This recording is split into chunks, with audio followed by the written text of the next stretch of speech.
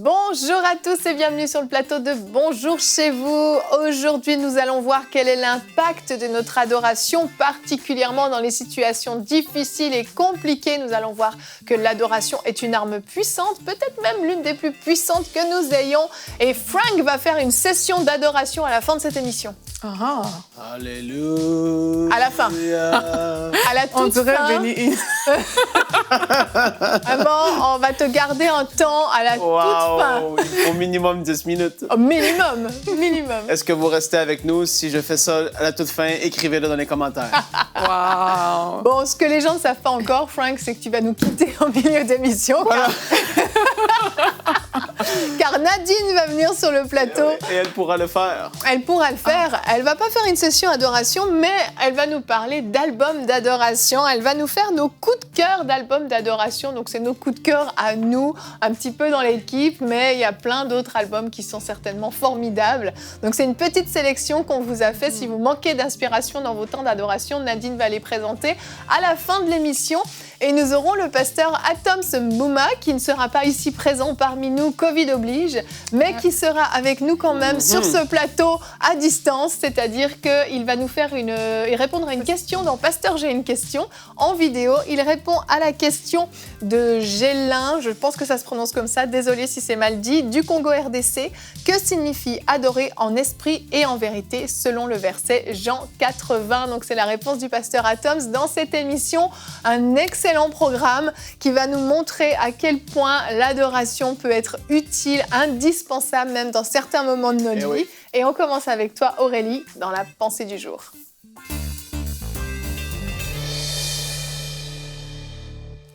Un des réflexes qu'on a lorsqu'on traverse des difficultés, c'est de chercher des plans et des stratégies très pratiques pour régler nos problèmes. Et au nombre de solutions que nous recherchons, parfois on trouve plusieurs choses. Il y a des personnes qui vont rechercher des bons contacts, des bonnes informations, de l'argent, toutes choses bonnes en fait pour régler la situation. On prend même parfois le temps de demander à Dieu pour trouver une solution, ce qui est très bien. Mais quelquefois, on se limite à ces choses-là et après on bute et on arrive à la conclusion que les choses n'ont pas fonctionné. Alors, l'une des clés que je voudrais vous apporter aujourd'hui se trouve dans l'interpellation suivante. Au nombre de toutes les stratégies qui se présentent à vous, que vous cherchez pour régler vos problèmes, avez-vous pensé à la louange et à l'adoration? Bien-aimés, je vous dis aujourd'hui que l'adoration, ce n'est pas juste des mots, c'est pas juste une mélodie avec des belles phrases, c'est l'une des armes les plus puissantes disponibles pour un enfant de Dieu. Et je vais prendre quelques exemples avec vous et on va voir comment l'adoration a décanté des situations qui étaient vraiment terribles. Le premier exemple, c'est celui de Josaphat. On lit cette histoire dans 2 Chroniques 20. Le roi de Juda, c'est Josaphat, et puis il a été informé que des Moabites et des Ammonites venaient lui faire la guerre. Alors la Bible nous dit que ce qui s'est passé, c'est qu'il a juste prié Dieu, il a adoré le Seigneur. Et dans 2 Chroniques 20, versets 22-23, c'est écrit qu'au moment où ils entonnèrent leur cantique de louange, l'Éternel plaça une embuscade contre les Ammonites, les Moabites et les habitants du mont de Séir qui venaient attaquer Juda, de sorte qu'ils furent battus. Et la Bible nous explique que les Ammonites et les Moabites se sont dressés en fait contre les habitants de Séir, ils les exterminèrent. Et quand ils eurent terminé avec eux, ils se jetèrent les uns sur les autres jusqu'à s'anéantir. Donc vous voyez, Juda n'a rien fait. Les 3 peuples ennemis qui étaient venus contre eux, ils ont juste adoré en fait. Ils ont juste dit des cantiques de louange et ils se sont retrouvés en train de se battre, en train de s'auto-anéantir. Juda, le roi de Juda, c'est Josaphat. Ils n'ont rien fait. La Bible nous parle également de l'histoire de Saül qui, parfois, il était saisi d'un mauvais esprit. Et là, David venait juste jouer de la harpe. La Bible dit que Saül était soulagé et le mauvais esprit se retirait. On sait que la harpe et les instruments de musique sont utilisés dans la parole de Dieu pour glorifier Dieu. Et c'est la même chose aussi qui s'est passée avec la prise de Jéricho. On a vu, et c'est fait avec des sacrificateurs. Ils ont porté l'arche avec leurs trompettes retentissantes. Et là, Josué a pu prendre cette ville-là. On voit aussi dans le Nouveau Testament, parce que là, je vous ai cité des exemples de l'Ancien Testament. Dans le Nouveau Testament, on a Paul et Silas qui sont emprisonnés et libérés miraculeusement. On connaît en fait l'histoire alors qu'ils étaient en train de louer. On a vu comment les chaînes se sont brisées et ils sont sortis de la prison. En fait, à travers ces exemples, je veux tout simplement vous expliquer, mes bien-aimés, que non seulement l'adoration est une arme offensive, on a pu le voir avec le cas de Jéricho, c'est une arme également défensive face aux attaques démoniaques, comme on a pu voir avec le roi Saül face à la persécution, comme on a vu avec Paul et Silas, mais c'est aussi une arme fatale. On a vu que Josaphat n'a même pas eu besoin de livrer le combat. Dans différentes situations par lesquelles vous pouvez passer, je vais terminer avec ça, quel que soit le degré de ces situations, même si elles sont pénibles, même si elles sont difficiles, même si ce sont des choses incroyables, sachez que votre adoration peut changer la donne. Alors n'attendez plus dès aujourd'hui, décantez vos situations par l'adoration. Merci Aurélie, magnifique pensée, c'est trop inspirant, je trouve, de se replonger dans ces histoires. Et avant l'émission, on parlait un peu de toutes les histoires dans la Bible. Et moi, je te disais, ma préférée, c'est Jéricho, mais c'est vrai que Josaphat, quand même, c'est exceptionnel. Ouais, j'aime trop Josaphat. C'est exceptionnel parce que ils ont rien fait. Ils n'ont rien fait. Ils ont adoré. Il y a eu une confusion qui s'est mise, qui se sont massacrés les uns les autres, finalement. Et c'est énorme quand la Bible dit que Dieu met nos ennemis en déroute. C'est vraiment ce qu'il a fait là. Ah, c'est puissant. C'est puissant et c'est l'adoration, en fait, parce qu'on sous-estime vraiment la puissance de l'adoration. On croit que c'est simplement ce qu'on peut vivre tous les dimanches à l'église où on va chanter des cantiques.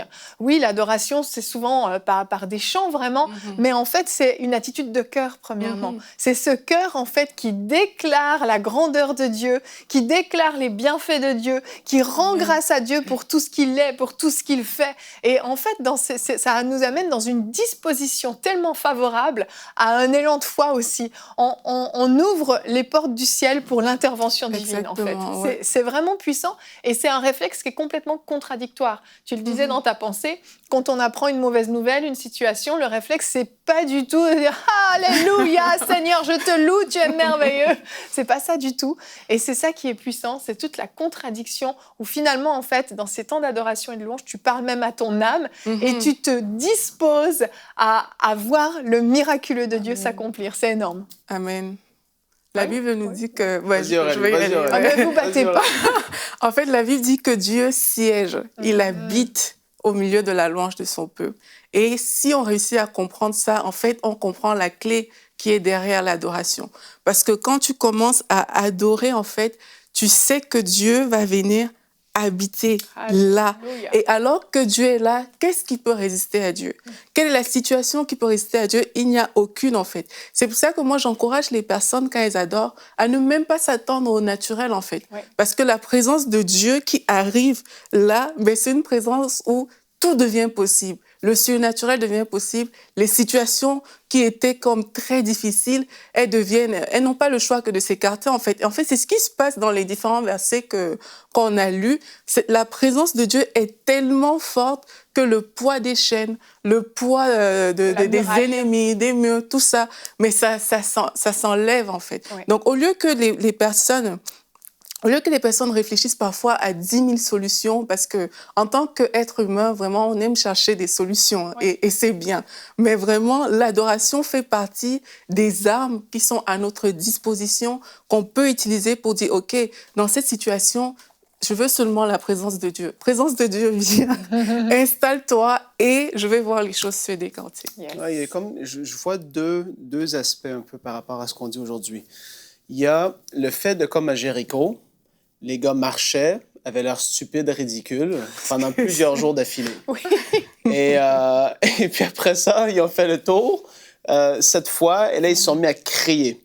En fait, dans ce type de louange, d'adoration, on voit, et c'est la mise en pratique de ce que Jésus a dit, c'est-à-dire que quand vous allez avoir prié, croyez que vous l'avez déjà reçu et vous allez le voir s'accomplir. En fait, tu reçois une parole de Dieu, comme qu'eux, ils ont reçu, faites le tour, et après ça, vous allez jouer de la trompette, et ça va tomber. En fait, ils ont reçu une promesse, une parole de la part de Dieu, et ils ont fait ce qu'ils ont dit, et ils se sont mis à se réjouir, à adorer Dieu, et là, ça s'est manifesté. Et d'ailleurs, scientifiquement, c'est démontré qu'à ce lieu, il y a eu comme un tremblement de terre très précis à un endroit, aujourd'hui, qui peuvent le dire, que les murs de Jéricho sont écroulés. Wow. Et après ça, tu as l'autre aspect où ce que je vois que l'adoration, parce qu'on parle des situations difficiles, c'est pas seulement les situations que vous allez vivre, des fois, c'est... il faut une guérison. Parfois, c'est une situation qui semble impossible dans votre vie, dans la transformation de votre caractère, de comment vous êtes, comment vous agissez. Et quand on se met à adorer et que Dieu descend, c'est ce que nous vivons dans 2 Corinthiens 3, 18. La gloire de Dieu descend, nous sommes transformés en la même image. Amen. Et il nous transforme par sa présence. Et en fait, ça fait dégager des situations qui étaient difficiles, des façons d'être en nous qui étaient compliquées. Parce qu'on adore, sa gloire vient, elle nous transforme. Et même que, justement, quand sa gloire descend, comme que c'est le cas dans les réunions, les malades sont guéris sans même qu'on ait rien faire. Les gens sont délivrés parce que sa présence est là. Les démons ne sont pas capables, ils se mettent à trembler. L'adoration apporte tout ça et c'est puissant. Exact. J'ai une citation pour nous, c'est une citation anonyme, mais la citation est très parlante. La louange détourne nos yeux des circonstances et les fixe sur les promesses de Dieu. Et on a parlé cette semaine de perspective, de changer notre regard sur les situations. C'est exactement ce que fait la louange. Ça nous élève, ça nous place au-dessus en fait des circonstances. Et en fait, au lieu que l'inquiétude et la peur dont on a également parlé cette semaine nous remplissent, il y a une paix exceptionnelle, une foi exceptionnelle qui nous remplit. Amen. C'est pour ça, Evelyne, que une fois de plus, j'encourage les personnes à ne pas juste prier pour prier. Vraiment. Il faut prier jusqu'à ce que tu sentes que Dieu, il est là. Ouais. Si tu ne sens pas la présence de Dieu, ne t'arrête pas. Si tu es toujours, tu sens tes problèmes, tu sens tes circonstances, tu sens que voilà, il n'y a pas de percée dans ta prière, tu es toujours au niveau où tu étais quand tu es venu dans cette prière. Ne t'arrête pas, c'est un secret. Moi, c'est comme ça que je fais. Et ça peut prendre du temps. Or, ce qui est souvent difficile pour les gens, c'est de rester dans la présence de Dieu. Parce que les pensées vont venir et tous tes problèmes seront trop présents dans ton esprit, tes défis seront présents, mais prie jusqu'à ce qu'à un moment, tu réalises que tu n'es plus au niveau de tes défis, tu es au niveau de Dieu lui-même. Amen. Où ce qui t'importe, c'est Dieu. Et quand tu vas faire ça, tu vas voir que la personne de Dieu sera tellement marqué en ce temps-là, et tu vas commencer à dire, mais oui, en fait, Dieu, tu es puissant. C'est comme si tu vas le réaliser. Et tu vas tellement réaliser la puissance de Dieu qu'en même temps, tu vas réaliser à quel point tes circonstances sont insignifiantes devant Dieu. Donc, vraiment, priez jusqu'à ce que vous réalisez la force de Dieu. Et ça, c'est aussi un travail quotidien, j'ai envie de dire. C'est que l'adoration, c'est pas juste, OK, j'attends le jour où j'ai un problème et puis je vais prier ce jour-là jusqu'à... C'est tous les jours de ma vie, je veux cette transformation, je veux ce toucher de Dieu. Je veux, parce que Dieu nous transforme en la même image que lui. En fait, on devient puissant quand on adore. Même si on ne le réalise pas, plus tu passes du temps avec Dieu, plus tu deviens puissant. Et comme Frank disait, plus tes pensées changent, ta mentalité est transformée. Et devant les situations, tu vas voir que, mais je ne réagis plus de la même manière. J'ai plus d'audace, j'ai plus de foi. Et aussi, on voit aussi des situations se décanter de cette manière-là. Oui, t'as tout l'aspect comment je peux le dire? C'est prophétique et ça révèle en fait la grandeur de la foi qui est dans le cœur d'une personne quand cette personne-là, dans une situation tellement immense, peut quand même adorer et louer le Seigneur. C'est fou, hein? C'est révélateur, en fait. Et quand des hommes comme Paul et Silas, Paul, c'est peut-être lui qui a commencé en premier, peut-être c'est Silas, je ne sais pas, mais il y en a un qui a initié la chose. Et c'est parce que cette personne s'était dit, non, malgré ça, je vais le faire quand même. Et c'est extraordinaire de voir ça, de réfléchir à ça. Et je n'ai plus de temps, Evelyne. Tu voulais continuer. Mais j'ai vu le timer. T'as vu le... arrêté.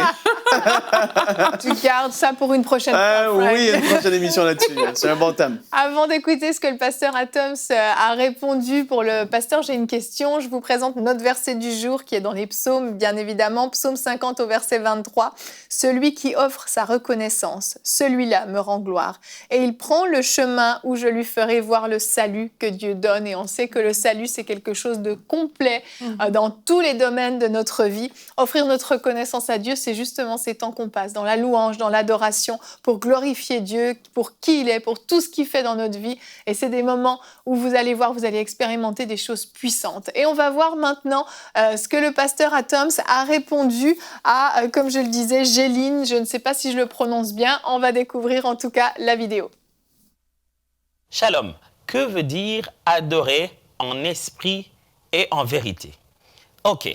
On utilise beaucoup ces termes ensemble, surtout dans l'Église pendant nos moments de prière. Adorons en esprit et en vérité, alléluia. On pense que, en fait, ces mots ont toujours été collés comme ça. Eh bien, lorsqu'on utilise ces mots ensemble, c'est parce qu'on se souvient de Jean chapitre 4, verset 24. Jésus répond à la question qu'une femme samaritaine lui a posée concernant le lieu où l'adoration devrait réellement se passer.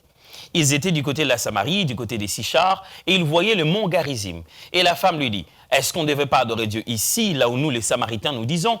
Jésus lui dit, ok, je vais te répondre sur ça. La question de la femme, c'est où adorer?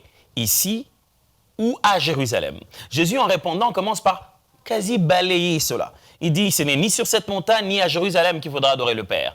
L'heure vient où les vrais adorateurs adoreront le Père en esprit, en vérité. Ce sont là les vrais adorateurs que Dieu demande. Maintenant, Jésus change le coin du débat. Il n'est pas en train de dire que le lieu est inutile, mais il dit, en termes de priorité, ce n'est pas où on adore, mais c'est comment on adore. On adore en esprit et en vérité. Si on veut comprendre ces deux termes, esprit et vérité, on doit rester d'abord dans la manière dont l'évangile des Jean utilise ces deux termes. Comment l'auteur Jean l'utilise. Que ce soit dans l'évangile de Jean ou que ce soit dans les autres livres de Jean, comme dans les épîtres de Jean ou même dans les livres d'Apocalypse. Mais on doit aussi rester dans le langage de Jésus. Quand Jésus dit esprit et vérité, il utilise ces deux mots, il veut dire quoi? Et surtout dans ces contextes où les mélange en esprit et en vérité.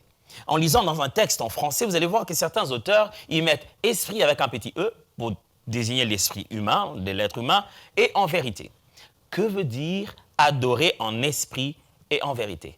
Simple. Ça veut dire, premièrement, pour être un adorateur que le Père demande, il faut naître d'esprit. Souvenez-vous, c'est Jésus qui utilise ça. Quelques chapitres juste avant, chapitre 3, il est en train de parler à Nicodème, il dit, il faut que tu naisses d'esprit maintenant. Il dit, naître de nouveau, naître d'esprit. Naître par le Saint-Esprit et naître dans son homme intérieur, dans son esprit. Adorer Dieu en esprit signifie d'abord naître de nouveau, donc naître d'esprit. C'est le point de départ. Adorer Dieu en esprit signifie aussi adorer Dieu comme une activité spirituelle. Ce n'est pas ce qu'on fait comme rituel, mais ce qu'on établit comme relation. C'est comme ça qu'on est né d'esprit et l'esprit de Dieu transforme notre être intérieur. Adorer Dieu en esprit, troisièmement, signifie par une réalité spirituelle, je vais presque dire une expérience spirituelle par laquelle vous passez. J'en parle et vous retrouvez ce même langage même avec l'apôtre Paul. Il dit, en parlant en langue, il dit quand quelqu'un parle en langue, qu'est-ce que je vais faire? Je vais prier par intelligence et je vais prier aussi en esprit. Donc, quelqu'un peut être en train de parler en langue, être une expression de adorer en esprit. Souvenez-vous, dans Actes des Apôtres, la première fois où les apôtres parlent en langue, les gens qui étaient présents témoignent. Ces gens étaient en train de louer Dieu. Ils adoraient, ils racontaient les merveilles de Dieu, mais dans d'autres langues. Et quatrièmement, adorer en esprit peut être aussi une expérience spirituelle, comme Jean parle dans le livre d'Apocalypse. Il dit, j'étais en esprit. Ça veut simplement dire une réalité prophétique, une expérience prophétique qui a lieu pendant le moment de l'adoration. En vérité. Vérité, c'est lié d'abord à la personne de Christ. En esprit et en vérité, a comme point commun naître de nouveau. On est en esprit et on vient ici en vérité pour vivre cela. Vérité veut dire être conforme à ce que l'on dit. On est tel que l'on dit. La vérité, c'est quoi?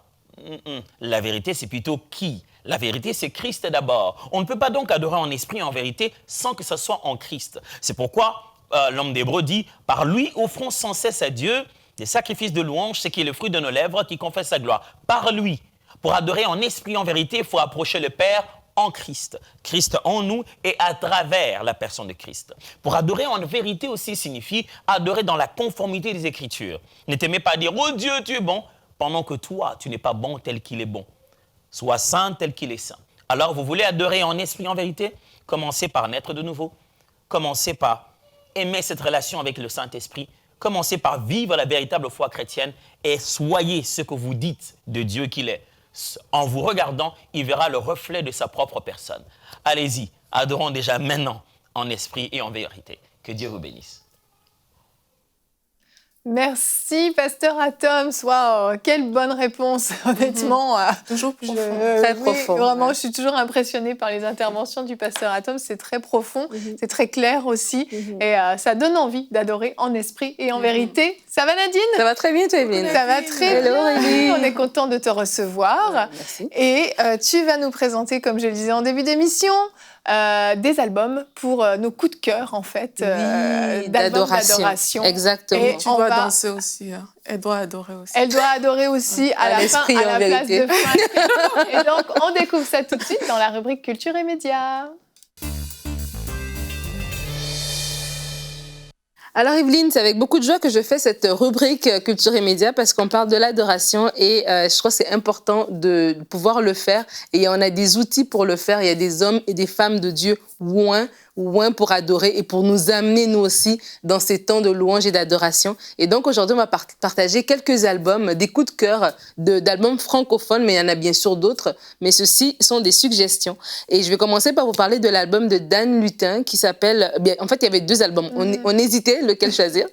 Donc du coup, on a mis les deux. Il y a Ébloui et il y a Acoustique qui sont deux bons albums qu'on vous recommande. Mais si vous allez sur le site de danlutin.com, vous allez voir aussi d'autres singles, d'autres... Il a beaucoup d'albums. Il a beaucoup d'albums. C'est quelqu'un qui fait vraiment un ministère dans le chant depuis très, très longtemps. Il fait même des capsules. Pendant le confinement, il faisait des webinaires sur la louange, sur l'adoration, sur son site et tout ça. C'est un peu la référence dans la francophonie. française, en tout cas, Voilà, ouais. exactement. Donc, vraiment, on vous recommande de vous les procurer. La deuxième personne qu'on va parler, c'est Dena Moana, qui est une chantre aussi de l'Éternel, qu'on a reçue ici T'avais pas sur... un petit extrait pour, Non, après, dans un an. Ah, d'accord. Tout est monté. Oh, tout est monté. Je dis pas rien. Elle a bien fait ses devoirs, en Oui, tout cas. Hein. Elle en est fière. Dena Moana, Dena Moana, Qu'on aime beaucoup. qu'on aime beaucoup, qu'on a reçu dans Parole de Femme, dans Bonjour chez vous. Cet album Mon Aîné, qui était un très bel album aussi, qui est son dernier album, si ma mémoire est bonne, par rapport à la louange et l'adoration.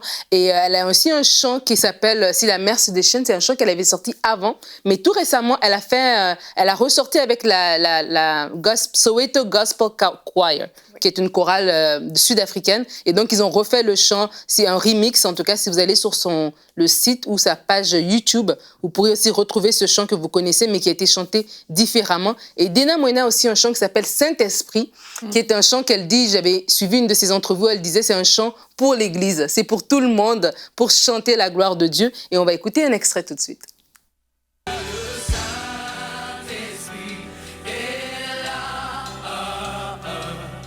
Le Saint-Esprit est là, il est là pour changer, il est là pour guérir, il est là pour proclamer, et voilà ce qui arrive.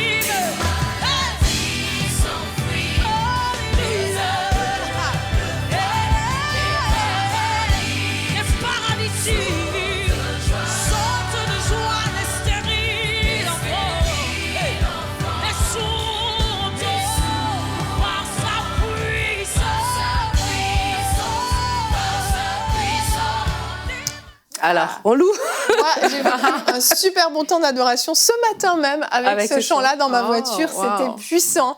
Je pense que C'est- ouais. la route a été loin. Cette chanson est vraiment forte. Elle est vraiment forte. Ouais, c'est une très, très belle chanson aussi. Et donc, on continue. Le prochain album que j'aimerais vous suggérer, c'est l'album de Atoms et Nadège. Donc, Pasteur Atoms et son épouse Nadège. Le Culte, qui est un album culte. OK. C'est un album que j'aime beaucoup aussi, qui a plusieurs chants. Et Pasteur Atoms, justement, a récemment, en 2020, sorti un chant qui s'appelle Cache-toi, que j'aime énormément et qui parle en fait de... En tout cas, c'est une très très belle chanson. Je vous encourage à aller l'écouter. Cache-toi sur sa page YouTube. C'est un single, donc c'est juste cette chanson-là. Mais l'album Le Culte aussi a énormément des belles chansons qu'on vous recommande également. Le prochain album que je vais présenter, c'est de Émilie Charrette. Émilie Charrette a un album qui s'appelle « Tu es merveilleux ». Mais en ce moment, donc récemment encore au mois d'octobre, le 1er octobre, elle a sorti un nouveau single qui s'appelle « Éveil ». Oui, Donc, sur sa page Instagram, vous pouvez voir, il y a beaucoup elle a mis beaucoup mise en place, en tout cas, j'ai envie de dire, j'ai oublié le mot. Un communiqué, voilà, un communiqué pour mettre en place son album, en parler, tout ça, son chant, pardon. Et donc, vous pouvez aller dessus, il y a des choses à cliquer et la vidéo va bientôt être disponible également, ou peut-être elle est déjà. Donc, vous allez sur emiliecharrette.com, vous pourrez voir tout cela. On a aussi Jean-Jean, qui est un artiste qu'on aime beaucoup, qui est venu à Hosanna quelques fois et qui a son album Live à Montréal, qui est un album live qui a été pris sur le live. Ah, je m'en peux plus, là. Ah, je suis en feu. Qui a été pris là, voilà, en live. Et des belles chansons. Il était venu justement aux Hosanna. Il est vraiment bien. C'est vraiment sa voix, ce qu'il chante, c'est tellement puissant. Là, ce chant Relâche ta gloire qu'on a même chanté dans des lives qu'on avait fait ici à UMCI. Il a fait sur Hosanna plusieurs chants. Et là, je parle d'Hosanna et je conclue là-dessus. Si vous ne connaissez pas Hosanna, je vous invite à aller sur le site emcitv.com ou encore sur notre page YouTube ou à la télé. Vous allez voir cette émission d'adoration dans laquelle on reçoit plusieurs artistes qui viennent chanter à la gloire de Dieu. Et justement, on va écouter un extrait de Dan Luther.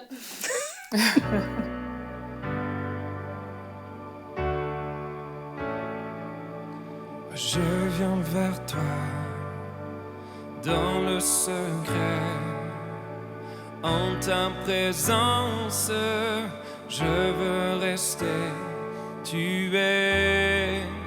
Tu seras toujours là. Tout contre toi, auprès de ton cœur, je peux entendre ta voix, Seigneur. Tu seras toujours là. Ébloui devant toi, éternel,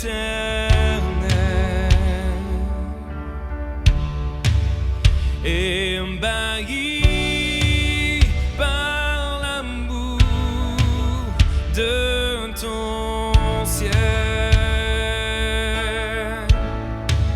Je suis là à tes pieds, je viens t'adorer, je désire habiter près de toi.